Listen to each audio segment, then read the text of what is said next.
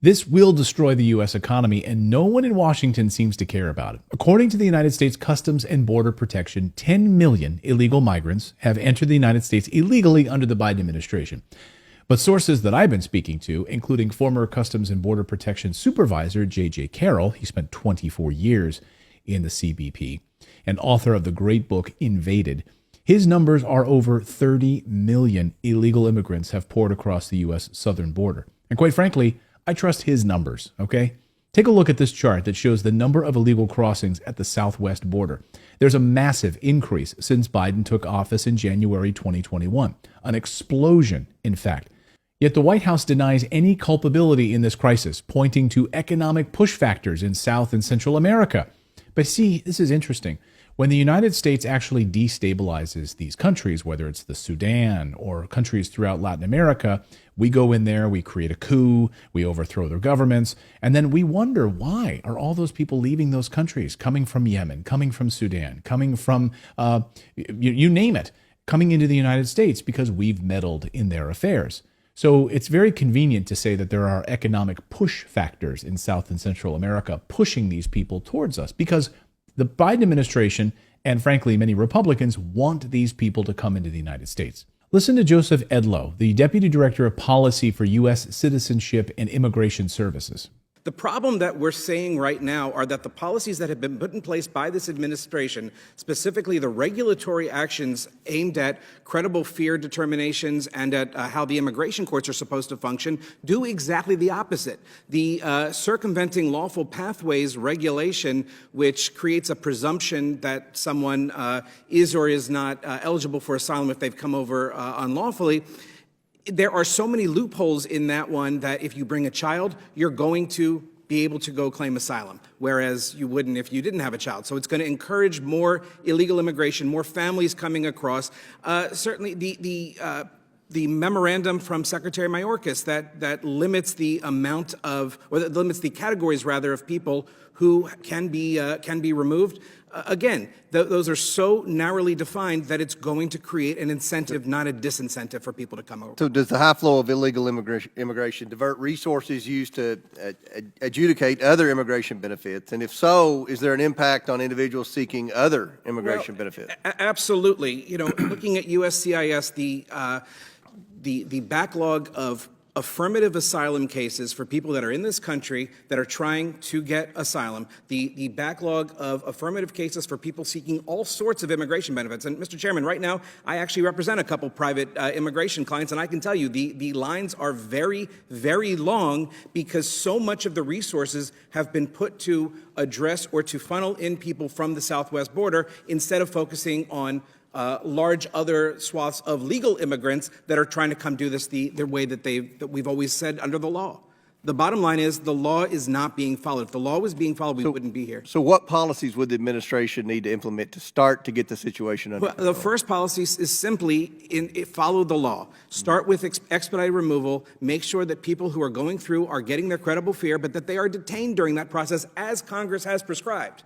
Move forward with that. Get them into immigration court as quickly as possible. The previous administration, we did that. We had people in immigration court quickly. And here's what former ICE Director Tom Homan had to say about the policies that are incentivizing illegal immigration.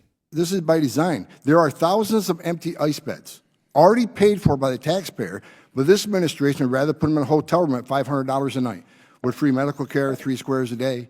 And, you know, and the policies this administration is driving illegal immigration. They know, the cartels sell the fact, you can cross the border illegally, you get processed quickly, you get flown to the city of your choice, a taxpayer dime, you'll be put in a hotel and be taken care of.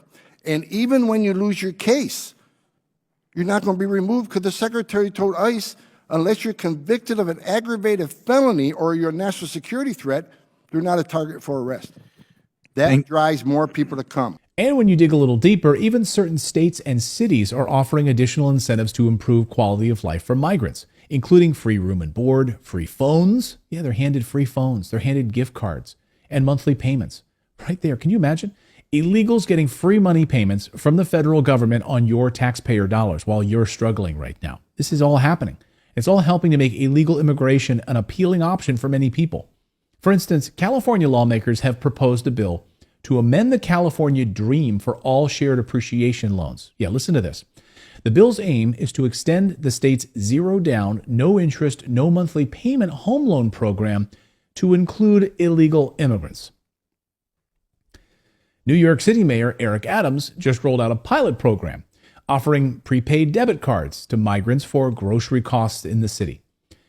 Can you imagine an American receiving that kind of help right now? The contract outlines a $53 million budget in which immigrant families can receive an average of $12 per day per family member, with each card having a limit of $10,000. And they had to cut city services for New Yorkers in order to pay for this program. But who cares, right? Meanwhile, plenty of New Yorkers are struggling with poverty and homelessness. According to the Coalition for the Homeless, the affordable housing crisis has resulted in the highest rates of homelessness in New York since the Great Depression. The city is overburdened. While their rights are limited, the city has decided that migrants still have a right to shelter, even kicking out people of high-rise hotels and really expensive hotels and putting illegal immigrants in there. Thousands of unsheltered people sleep in the streets and the subway system each night to make way for illegal immigrants. So Americans getting kicked out for illegal immigrants, just so you understand what's going on here. The U.S. border crisis puts a massive drain on state and city services, many of which are already under immense pressure. Major cities like New York and Chicago are feeling the impact. Chicago is headed for a civil war, by the way. In 2018, New York City spent roughly $258 million to fund its immigration services, adjusted for inflation. By fiscal year 2023, the city had spent $1.47 billion servicing those seeking asylum. The city of Chicago spent over $194 million on its new arrivals mission since October 2022. Denver is estimated to have spent between $36.3 million to $39.1 million on migrant support services in 2023.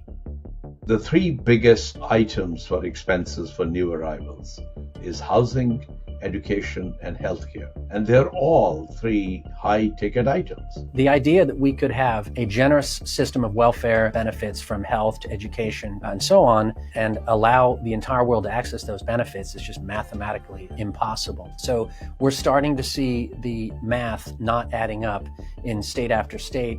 The sheer volume of newly arrived migrants is a major reason behind the city's struggles. In fiscal year 2022, just over 817,000 new cases were filed in immigration courts across the U.S. That number exploded to nearly 1.5 million new cases the following fiscal year. The particular background of current migrants also plays a role. The secret sauce of migration has worked in the past is that people would come and they would not depend on the city and state for settling them. They would depend on their social networks. It seems in this case, many of the people coming in are coming where they're not such inbuilt connections. These cities are going bankrupt over illegal immigrant support. All of this combined is creating the perfect storm right now. This broken immigration system is impacting all of us, whether you feel its effects yet or not. The job market, as well, buckling under the weight of this crisis. A new report from the Center for Immigration Studies found that compared to 2019, all employment growth has gone to migrants in the United States.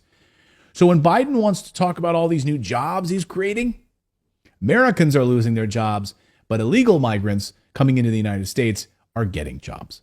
So the long-term decline in the labor force participation rate of less educated men is linked to serious social problems, the report writes, from suicide and crime to drug overdoses and social isolation, end quote.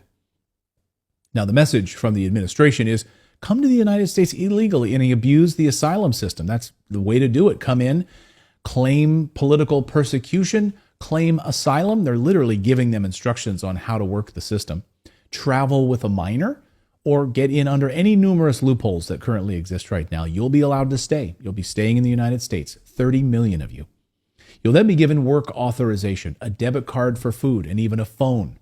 We'll get back to the video in a minute. But first, inflation is out of control, and you've got to protect your money. Any money you've got sitting in your bank is losing value every day, right now by about 3.5% to 4%. That's right. If you want to protect your money and you want to grow it, you need to put it to work by investing it. Now, I'm not talking about risky or volatile investments like stocks or crypto. Don't get me wrong, I like those. But tangible assets is what I'm really talking about, that you can actually put your hands on. The best tangible asset that you can invest in right now is real estate. It's the #1 hedge against inflation, and it offers some of the highest and the safest returns possible. Hey everyone, I'm Clayton Morris, longtime real estate investor and founder of Morris Invest. Now, I got into real estate after learning that it was a favorite among the wealthy, and now I know exactly why. Personal experience has proven that it is the #1 way to build wealth and to protect wealth. I've got decades of experience now that have proven it. Now, while there's several ways you can invest in real estate, most of which I've tried myself, the build to rent model offers the most benefits, hands down. More specifically, single family buy and hold. I'm talking brand new construction built from the ground up, build to rent. Build to rent properties offer more tax benefits, fewer headaches than rehabbing an existing property. There's less risk and way less stress than flipping houses. There are a lot less work than wholesaling houses. And there's less turnover and fewer issues than multifamily properties. And when you invest in build to rent real estate, you're getting 4 streams of income. That's right, 4. Appreciation and equity gains, principal reduction, tax benefits and depreciation, and then monthly cash flow, which is my favorite. On top of that, you're using someone else's money, yes, the bank's money, to invest in real estate, while someone else, your tenant, is paying for it, paying down the mortgage. It's just one advantage that it has over tangible assets like gold and silver. I mean, I love gold and silver, but you can't buy it with the bank's money. And you certainly can't have someone else pay for it, can you? No, you can't. Plus, when you're strategic about leveraging, using the bank's money, you can get 4 to 5 times the assets that you can to invest in. And it's the only investment that gives you 4 to 5 times the protection from inflation. My company, Morris Invest, along with the help from our team at Sedera Wealth, helps you invest in build-to-rent properties as easily as investing in stocks, because we buy and we build in bulk, and then we pass our savings on to you. Now, if you'd like to learn more, let's just jump on the phone.